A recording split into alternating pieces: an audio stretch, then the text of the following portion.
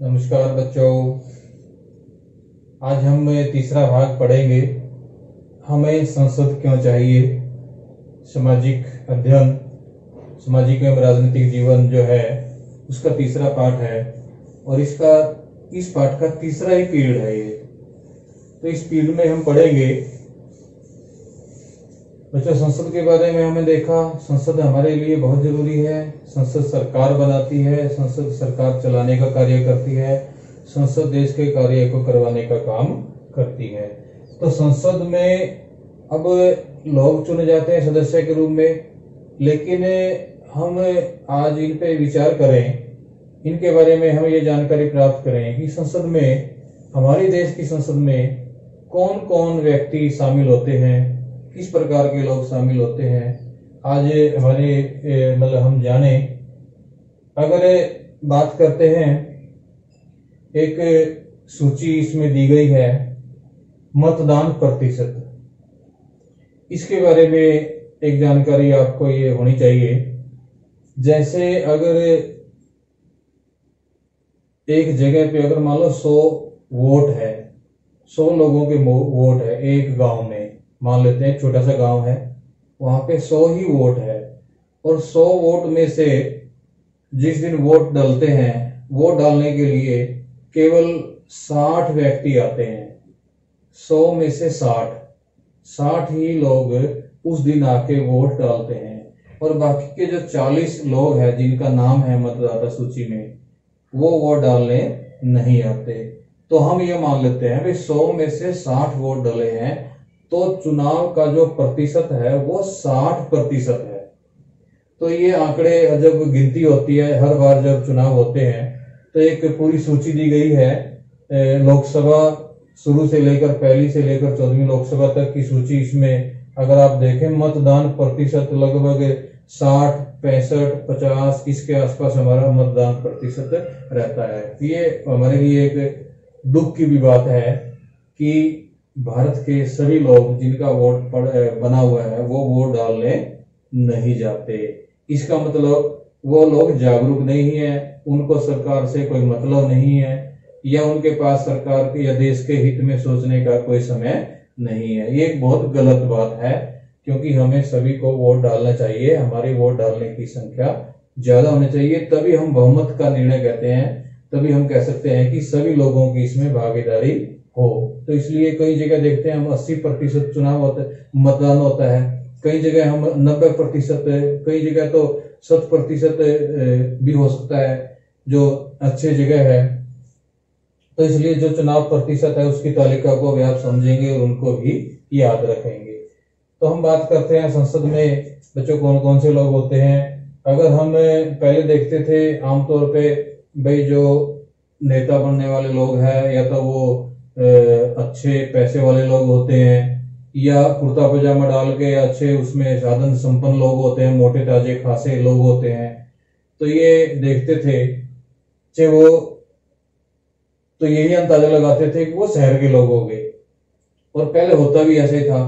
तो ये पहले जो शहर में ज्यादा पढ़े लिखे लोग होते थे, ज्यादा साधन संपन्न लोग होते थे, तो वो राजनीति में भी ज्यादा होते थे और आगे आ जाते थे। तो अब देखते हैं हम गांव से भी जो उठे हुए लोग हैं, गांव के भी जो गरीब लोग हैं, गांव के भी जो साधन संपन्न लोग हैं, वो भी लोकसभा के सदस्यों की संख्या में शामिल होने लगे हैं। वो भी चुने जाते हैं, वो भी देश के नेता बनते हैं और देश की सरकार में मंत्री और प्रधानमंत्री भी बनते हैं। तो इसलिए हमारे लोकसभा संसद में शहर के भी लोग होते हैं और गांव के भी लोग होते हैं, पढ़े लिखे लोग भी होते हैं और अनपढ़ लोग भी होते हैं। जो कम पढ़े लिखे हैं, जो समझदार है, सुलझे हुए लोग हैं, जो जनता के बीच में रहते हैं, जनता उसको वोट देके चुनाव जितवा देती है, तो उस प्रकार के भी लोग उसमें शामिल होते हैं। लेकिन ये कोई निश्चित नहीं है। इनमें से हम ये कह सकते हैं गांव के इतने लोग हो गए, शहर के इतने लोग हो गए, ऐसा कोई निश्चित कानून नहीं है। फिर हम बात करते हैं राष्ट्रीय और क्षेत्रीय दल। कल हमने पिछले पीरियड में बात करी थी भी क्षेत्रीय दल है, राष्ट्रीय दल है, सभी दलों के लोग उसमें शामिल होते हैं। हो सकता है किसी की संख्या एक हो, किसी की ज्यादा हो। तो इसलिए राष्ट्रीय और क्षेत्रीय दल जो पूरे देश में है राष्ट्रीय दल है, और जो कुछ क्षेत्र तक सीमित है वो एक जैसे आम आदमी पार्टी है दिल्ली में है, वो दिल्ली दिल्ली तक सीमित है या पंजाब में है या कुछ जगह फैलने लगी है, तो वो क्षेत्रीय दल है। तो हम आगे अगर बात करें, एक विशेष जो संविधान के तहत जिन लोगों को संरक्षण प्राप्त है, संविधान के तहत जिनको अधिकार प्राप्त है, संसद में ये जो मतलब अनुसूचित जाति और अनुसूचित जनजाति के लोग जो है, जिनको हम शेड्यूल कास्ट और शेड्यूल ट्राइब भी कहते हैं, एससी और एसटी के लोग, जिनको शेड्यूल कास्ट गांव में काफी सारी जातियां होती है, तो उसमें अनुसूचित जाति के लोग होते हैं, अनुसूचित जनजाति के लोग होते हैं, तो उनको विशेष कानून के तहत संविधान में प्रतिनिधित्व दिया गया है, उनको हिस्सेदारी दी गई है। जितनी उनकी संख्या है देश में, उस संख्या के अनुपात में उनको उनके चुनाव क्षेत्र निश्चित किए जाते हैं, फिक्स किए जाते हैं। मान लो 100 सीटों में से शेड्यूल कास्ट के लोगों को 15 सीटें दी जाती है और शेड्यूल ट्राइब के लोगों को, एसटी के लोगों को 7.5 सीटें जाती है। तो इस प्रकार से 22% इनका हिस्सेदारी होती है। तो हम कह सकते हैं इनका एक विशेष 100 में से 22 सीटें इनको हमने देनी है। वे यहाँ पे इसी जाति के लोग चुनाव लड़ेंगे, दूसरा कोई भी चुनाव वहां पे नहीं लड़ेगा, इसलिए इनको विशेष संविधान के तहत हक प्राप्त है, संरक्षण प्राप्त है। वो ऐसा इसलिए है बच्चों क्योंकि आमतौर पे भारत में हमें जाति की बहुत बड़ी समस्या है, और जो गरीब लोग हैं या जो जिन जाति के ऐसे लोग हैं जिनको लोग अपने से नीचे मानते हैं, तो उनको बराबरी में लाने के लिए, उनको भी राजनीति में हिस्सा देने के लिए, उनको भी देश की संसद में पहुंचाने के लिए, अपनी लोगों के प्रतिनिधि के रूप में उन लोगों की बात उठाने के लिए, उन लोगों के बारे में कानून बनाने के लिए, उनके हकों की पूरा करवाने के लिए हम कह सकते हैं कि ये लोग संसद में जाते हैं, चुने जाते हैं, और वहां पे संसद में इनकी आवाज उठाना इनका कर्तव्य है, इनकी ड्यूटी है, क्योंकि वो उसी क्षेत्र के उसी सीट से वो चुन के आते हैं।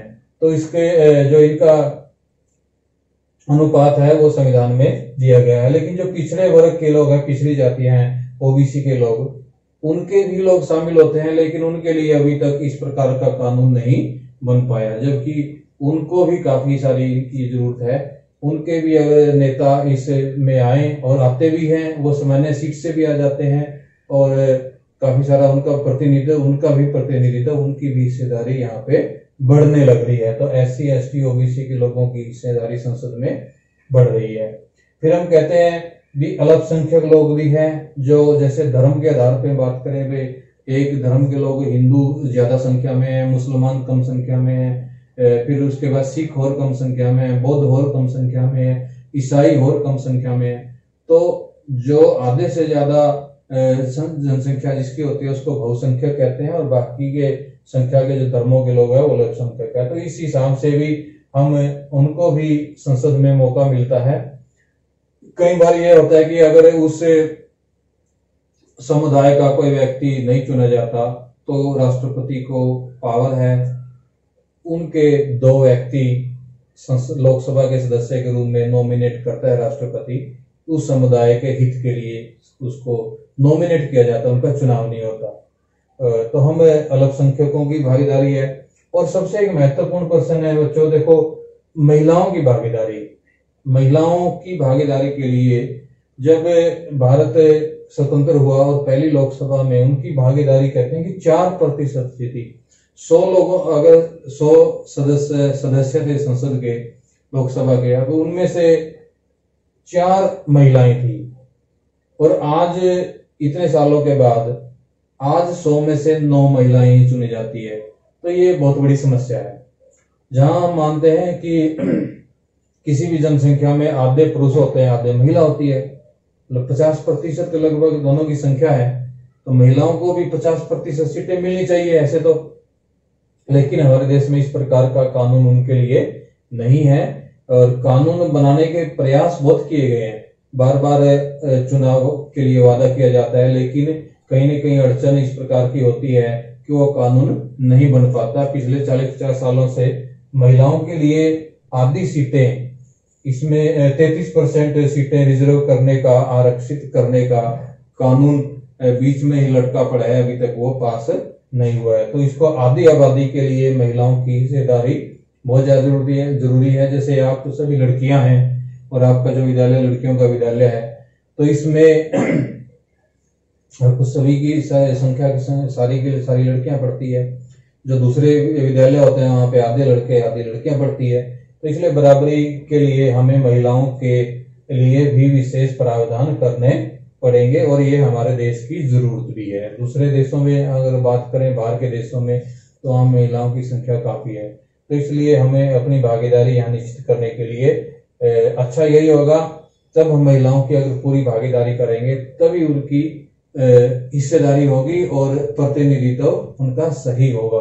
तो कुछ चीजें हैं जिसको सुधारने की भी जरूरत है और जिसको संसद के द्वारा और नए कानून बनाने की भी जरूरत है। तो हम बात करें, क्योंकि अगर महिला नहीं होगी तो महिलाओं के लिए प्रश्न कौन पूछेगा संसद में, कौन उनके लिए आवाज उठाएगा उनके हकों के लिए। और तो वो ये अलग अलग लोग इसलिए शामिल होते हैं ताकि वो अपने अपने समुदाय के, अपने नजदीक के लोगों के, अपने समाज के लोगों के लिए, अपने क्षेत्र के लोगों के लिए कानून बना सके और उनके फायदे के लिए योजनाएं तैयार करवा सके और सभी के साथ न्याय कर सके। तो उनकी आवाज उठाने के लिए इस प्रकार से सभी की भागीदारी बहुत जरूरी है, क्योंकि लोकतंत्र में सभी की हिस्सेदारी होती है। सभी लोगों की भागीदारी लोकतंत्र के लिए बहुत जरूरी है, तभी इसको हम लोकतंत्र कहेंगे। अगर कुछ विशेष लोग ही बार बार चुने जाते रहेंगे, वही आगे रहेंगे, वही नेता बनेंगे, वही मंत्री बनेंगे, तो उससे बात नहीं बनती। तो सभी लोगों को मौका मिलना चाहिए। आप में से भी, आपको भी अगर जब आप बड़े होंगे तो आपको भी इस प्रकार से मौका मिलना चाहिए। आप भी देश के मंत्री या प्रधानमंत्री बन सकते हो। तो मैं इसीलिए कहूंगा कि जो ये प्रश्न पूछा जाता है संसद में, एक जो चित्र आप देख पा रहे हो, इसमें जो प्रश्न पूछा गया है लोकसभा में प्रश्न पूछा गया, प्रश्न बनाया गया है, किस तरीके से प्रश्न पूछा जाता है, उस चित्र को आप अच्छी तरह पढ़े। सवाल पूछने वाले सदस्य है और जवाब देने वाले सरकार के मंत्री है। तो जब सवाल पूछा जाता है तो सरकार उसके लिए जवाब देती है और वो जवाब देना सरकार के लिए बहुत जरूरी है। जवाब से संसद के सदस्य संतुष्ट होते हैं या नहीं होते, वो उनका मामला है, फिर आगे वो दोबारा मांग करते हैं। तो संसद में सवाल जवाब होता है, तर्क वितर्क होता है, बहसबाजी होती है, सभी चीजों के जो मुद्दे हैं, प्रस्ताव है, उन सभी पे चर्चा होती है। तो ये संसद हमारे लिए बहुत ज्यादा जरूरी है। जब तक अच्छी तरीके से विचार विमर्श नहीं होता, सभी समस्याओं पे सही तरीके से निर्णय नहीं लिए जाते, तब तक हमारा देश तरक्की नहीं कर पाएगा। तो आज भी हमें अच्छी संसद की हमेशा जरूरत बनी रहेगी और आगे भी संसद के जो कार्य में सदस्यों में सुधार की गुंजाइश रहती है। तो अगर सभी का प्रतिनिधित्व बराबर जिसकी जितनी संख्या होती है उसी संख्या के अनुपात में अगर सरकार में लोग शामिल होंगे तो देश हमारा अच्छा देश कहलाएगा। स्वतंत्र देश में, लोकतंत्र देश में, प्रजातंत्र देश में यही खास बात होती है कि सभी की भागीदारी वहां पे होती है। तो बच्चों, हमने इस पाठ को 3 अलग अलग कक्षा में, पीरियड में पढ़ा है। तो हम इसके प्रश्न अच्छी तरह अपनी समझ के अनुसार कर पाएंगे। कोई ज्यादा बड़े प्रश्न नहीं है। जो शब्द इसमें आए हैं, शब्दावली आई है, उनको भी आप गठबंधन जैसे इस प्रकार के शब्द आए हैं, जनप्रतिनिधित्व तो उसके मताधिकार, वयस्क मताधिकार जैसे शब्द आए हैं और अन्य प्रकार के काफी सारी शब्दावली इसमें आई है, उसको भी आप अच्छी तरह समझ जाएंगे और याद रखेंगे। तो इसी के साथ हमारा ये जो चैप्टर है यहीं पे समाप्त होता है। आप इनके जो अभ्यास के प्रश्न अच्छे से करेंगे और सभी पाठ को, पूरे के पूरे पाठ को दोबारा फिर पढ़ के और इसको समझ अपनी पैदा करेंगे। तो धन्यवाद बच्चों का।